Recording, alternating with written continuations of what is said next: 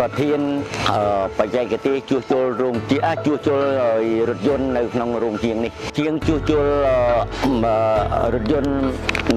ដឹកពេងនេះគឺស្ថិតនៅក្រោមក្រុមហ៊ុនកម្ពុជាតេឡាមែនមានដល់100គ្រឿងសម្រាប់ដឹកប្រេងហើយ25គ្រឿងសម្រាប់ជាឡានបែនដឹកដីដឹកថ្មនៅក្នុងកន្លែងរោងជាងនេះគឺយើងជួសជុលរថយន្តដឹកប្រេងទាំងអស់ដែលមានរថយន្តធុនតូចដែលមានចាប់តាំងពី5,500លីត្ររហូតដល់ពី6,600លីត្រ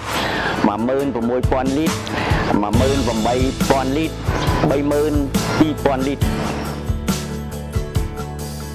រថយន្តដែលយើងមានគឺភាគច្រើនដែលយើងមានគឺរថយន្តថ្មីដែលយើងមានច្រើនជាងគេគឺរថយន្ត segment ក្រៅពីនឹងទៀតគឺមានដូចជារថយន្ត Isuzu ហើយនិងរថយន្តអាមេរិកមួយចំនួន segment គឺមានកម្លាំងខ្លាំងដែលសប្តាហ៍នេះនៅយើងនៅធម្មតាវាយើងឡើងទួលឡើងអីហ្នឹងស្រួលអត់បាច់ប្រឹងដូរទៅឡានដទៃទៀតទេ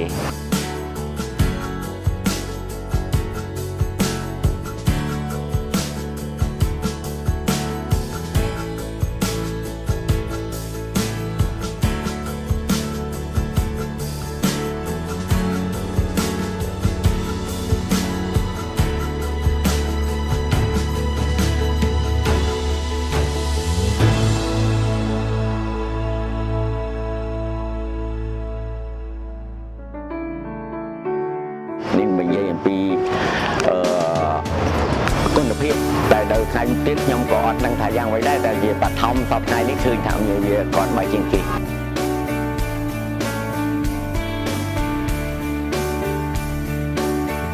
នៅក្រៅពីការទិញខ្ញុំក៏ចង់ដឹងដែរថាតើអ្នកដែលមកជួយថែតំហែធ្វើការថែទាំនេះជាចាំមែនទីហោដូចថាដំណាក់កាលទី1នៃការតំហែទាំឲ្យសុំឲ្យផ្ដល់នៅតម្រងគ្រប់ប្រភេទពេលនេះទាំងអស់ទៅឃើញមានការវិវត្តខុសពីថ្មីว่าកាលណាថ្មីស្រឡាំងដូចជាតាំងដល់ពេលយើងបានដូរប្រេង2ដងទៅឈានខ្លះទៀតចូលដល់3ដងហើយយើងធូរកម្លាំងហ្នឹងវាការរត់របស់វាដោយរលូនជាងមុន